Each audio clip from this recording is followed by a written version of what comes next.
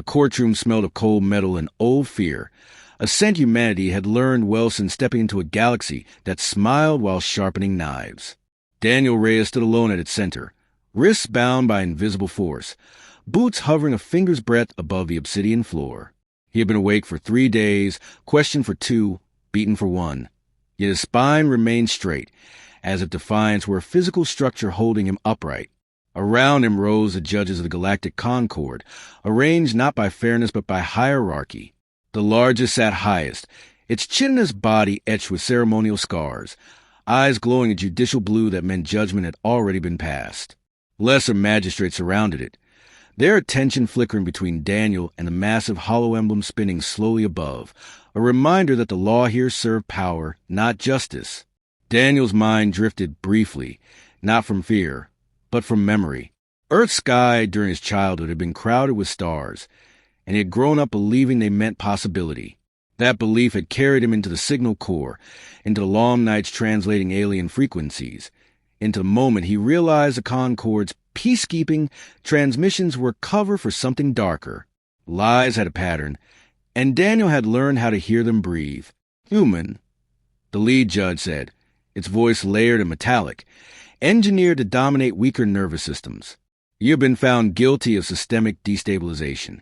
Your species was granted provisional survival status. You repaid that mercy with sabotage and sedition. Daniel lifted his head. Pain flared, but he welcomed it. Pain was honest.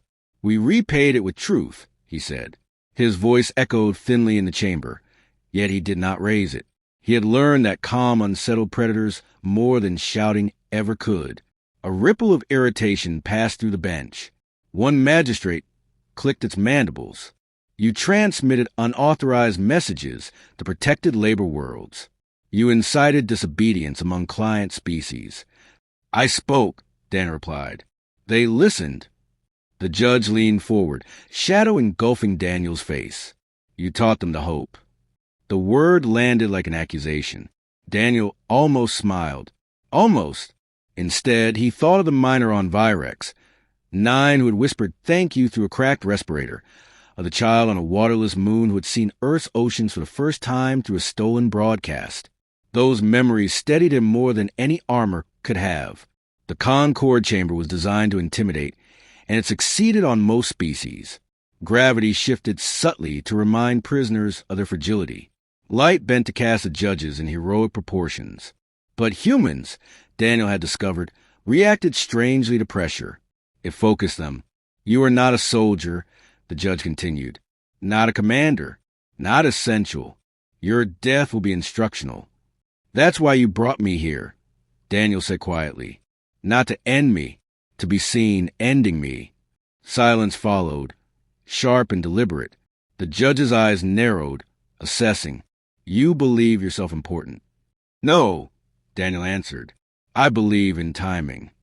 The execution apparatus began to descend from the ceiling, its polished components reflecting the judge's light. Daniel felt the field tighten around his throat, a precise, impersonal pressure.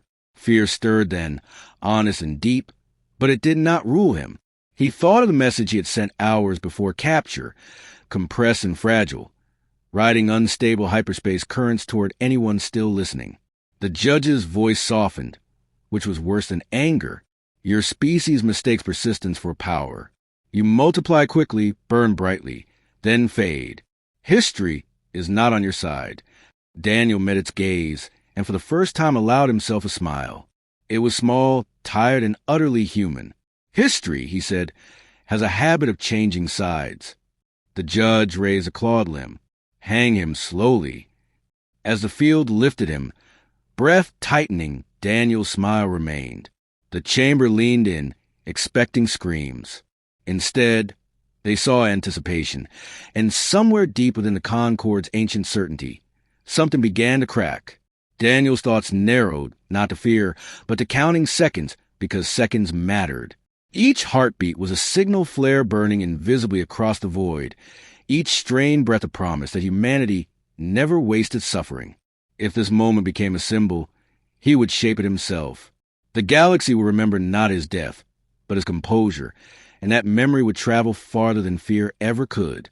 Somewhere beyond the courtroom walls, unseen forces were already moving, drawn by that memory, converging toward this place and this moment.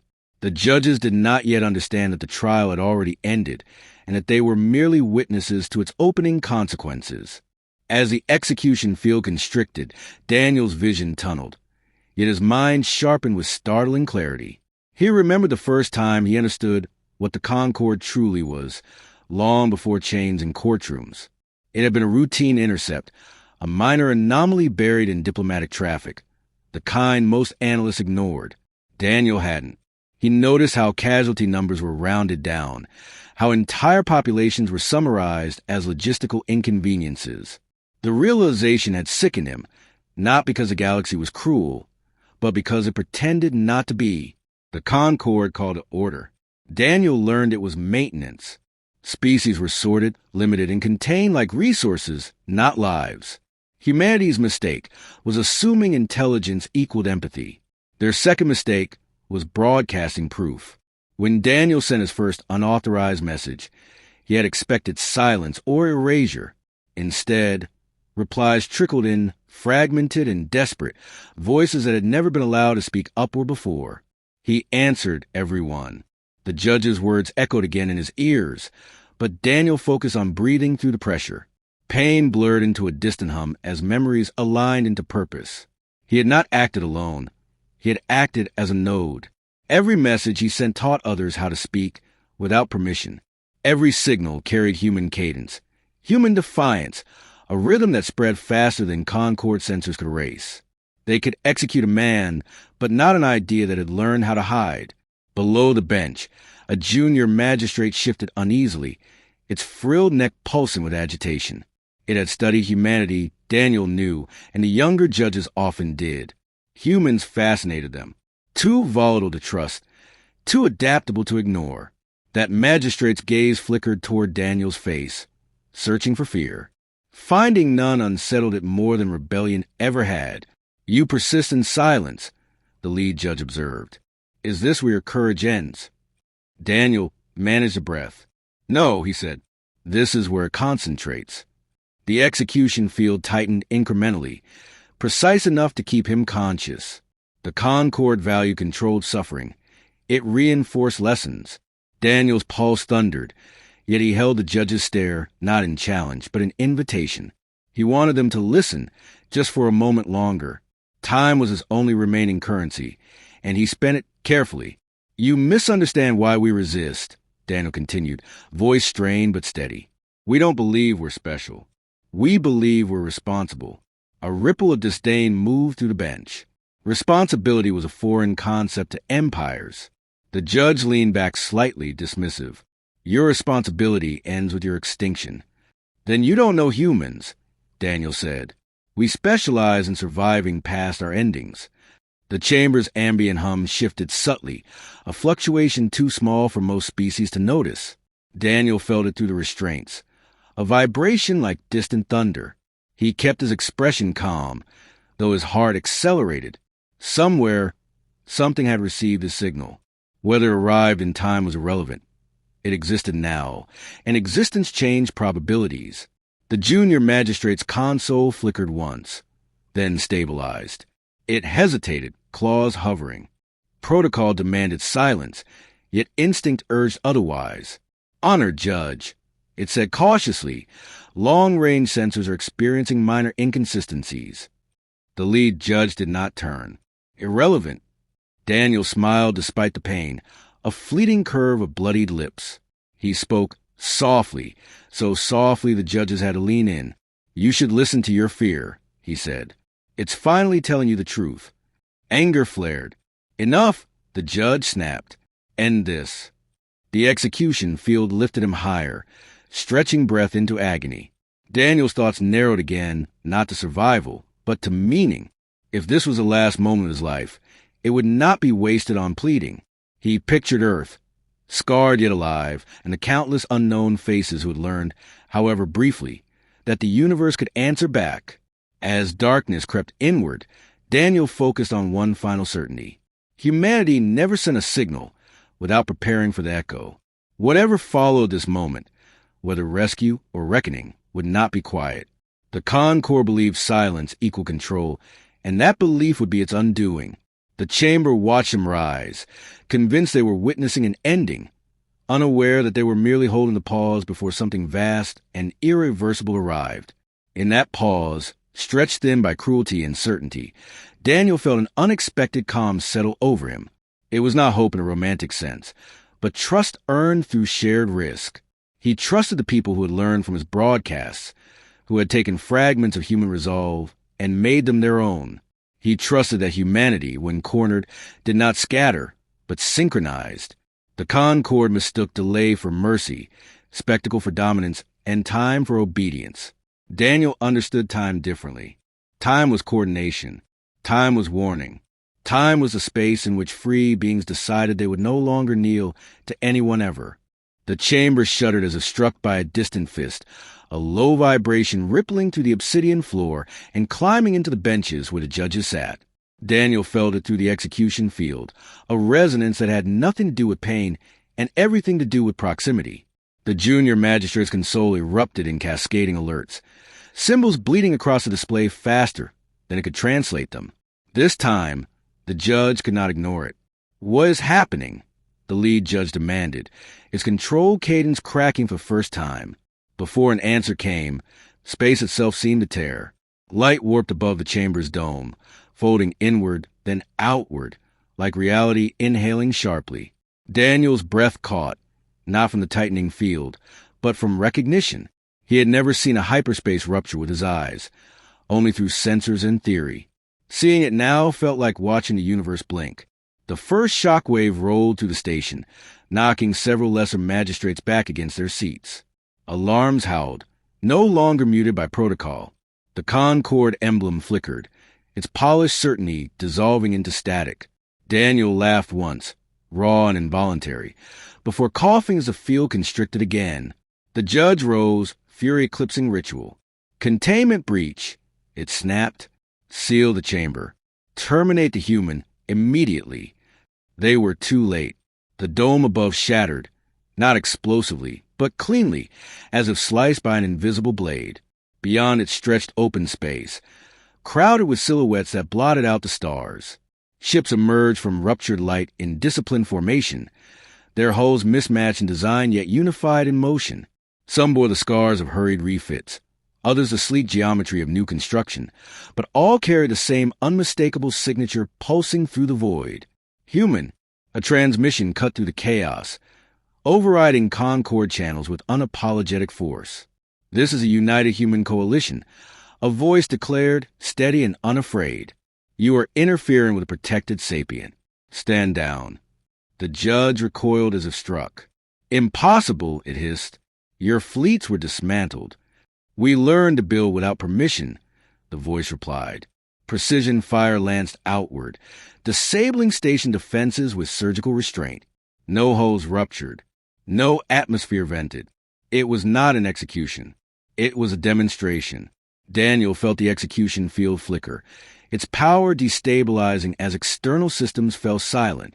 A human strike craft detached from a nearest cruiser, cutting through debris with practiced ease. It breached the chamber's open ceiling and hovered, gravity stabilizers humming. A soldier dropped from its bay, armored in utilitarian plating marked not with rank, but with names etched into the metal. She moved with urgency, eyes locking onto Daniel. "Hold on," she said, voice amplified yet unmistakably human. With a swift motion, she severed the execution field's emitter. The pressure vanished instantly, and Daniel collapsed, lungs screaming as air rushed back into them. He barely registered the floor before strong arms caught him, easing him down with care that felt unreal after so much calculated cruelty. The judges shouted orders, but no one listened. Systems were offline. Authority had evaporated. Daniel dragged himself upright, leaning heavily on the soldier's support. He faced the bench, meeting the lead judge's gaze again, this time from solid ground. "You asked it would come from me," Daniel said hoarsely. "This is your answer." The judge's composure crumbled into something like fear. "You will replace us." It spat. "You will become what you hate." Daniel shook his head slowly. "No, We remember what it feels like to be small. Behind him, holograms flared to life, projected from human ships now firmly in control. Images filled the chamber. Liberated labor worlds, medical aid distributed without contracts, alien children laughing alongside humans. Not propaganda, but evidence imperfect and undeniable. We are not here to rule you, Daniel continued. We're here to end this. The junior magistrate stared at the images, frills trembling. For the first time, it saw an alternative it had never been allowed to imagine. The lead judge backed away, its ancient certainty unraveling under the weight of possibility. Human ships held position, weapons idle yet ready, a quiet promise rather than a threat. Daniel exhaled, exhaustion finally claiming him, but his eyes remained open, fixed on the future unfolding before him. The Concorde's era had not ended with destruction, but with interruption. And interruptions, he knew, were how history changed direction, one decisive moment at a time. After the chamber was secured, silence settled with unfamiliar weight. Daniel sat against the scorched floor, back supported by the human soldier who had cut him free. Her name, he learned through broken conversation, was Mirachun, and she spoke gently, as if volume itself might reopen wounds. Around them, Concorde officials were disarmed and contained, their authority reduced to nervous stillness. No one celebrated. Humanity had learned that victory earned too quickly often carried hidden costs. A medtech knelt before Daniel, scanning injuries with efficient hands. "You shouldn't be alive," the woman murmured. Daniel managed a dry smile. "I had help." Help meant more than rescue. As systems came back under human oversight, transmissions flooded the station. Not demands, but declarations. Worlds-long silence announced independence. Others asked cautiously whether the humans truly meant what they had promised. Daniel listened as messages played across the chamber, each voice different, each carrying the same fragile disbelief. He felt the weight of them settle onto his shoulders heavier than any restraint. The lead judge remained under guard, watching the displays with hollow eyes. Its certainty had been stripped away, leaving something brittle behind. When it finally spoke, its voice lacked ceremony. "You will fracture the balance. Chaos will follow." "Yes," Daniel said, pushing himself to stand. The effort drew a sharp breath, but he remained upright. And from chaos, people get to choose. The judge studied him, as if seeing him clearly for the first time. "Why spare you, S?" Daniel considered the question. "Because ending you isn't the same as ending what you built. That takes something harder." Mira tightened her grip briefly, a silent acknowledgement of the cost embedded in those words. Humanity's ships held position outside, not as conquerors, but as witnesses. The message was unmistakable. This moment belonged to everyone watching, not just victors. In the days that followed, the Concorde unraveled without collapsing. Records were opened. Treaties were rewritten under scrutiny rather than threat. Daniel refused every title offered to him, every attempt to turn his survival into authority. He testified, he explained, and when asked to lead, he declined again. Symbols, he knew, were powerful, but they were also dangerous when mistaken for solutions. When Daniel finally left the station, Earth's image appeared on a nearby screen, scarred yet stubbornly blue. He felt a tightening in his chest that had nothing to do with injury. Humanity had not arrived as saviors. They had arrived as participants, flawed and learning, willing to stand beside others rather than above them. Mira walked with him to the shuttle bay. "You scared them," she said quietly. Daniel shook his head. "I scared certainty. That's different." As the shuttle doors closed, Daniel looked back once more at the station that had nearly ended him. He did not feel triumph. He felt responsibility, vast and unending. The galaxy had been interrupted, not rewritten, and interruptions demanded follow-through. Humanity would be tested next, not by oppression, but by opportunity. The engines ignited, carrying him away from the courtroom and into a future still unwritten. Daniel closed his eyes, not to rest, but to remember the sound of countless voices finding courage at once. Whatever came after, he knew this much to be true. Humanity had arrived not as an ending, but as a question, and the answer would be written by what they chose to do when no one was forcing them anymore. He understood that ideals survived only through action, and that compassion without discipline dissolved into sentiment. The coming years would demand patience, compromise, and vigilance from humanity, virtues they often struggled to maintain. Mistakes would be made, alliances strained, and old fears would resurface wearing new masks. Daniel accepted that future without illusion, because belief earned through suffering was sturdier than belief inherited from comfort. As the shuttle slipped into transit, a quiet message reached his console, routed through channels once forbidden. It contained no praise and no strategy, only a simple statement repeated in dozens of languages. "We're listening now." Daniel closed the display and allowed himself a single weary smile. Listening, he knew, was where accountability began. Outside, the stars stretched endless and indifferent, yet somehow closer than before. Humanity had stepped into the open, visible at last, unable to retreat behind ignorance. The path ahead promised no certainty of moral superiority, only the chance to choose again, and again to be better than yesterday. That choice, Daniel believed, was enough to justify survival. He breathed steadily, aware that history rarely announces verdicts, and that progress arrived quietly, maintained by ordinary decisions repeated daily. With that understanding, he faced the unknown not as a hero, but as a human willing to remain accountable, even when no witness remained in the vast, watching silence beyond.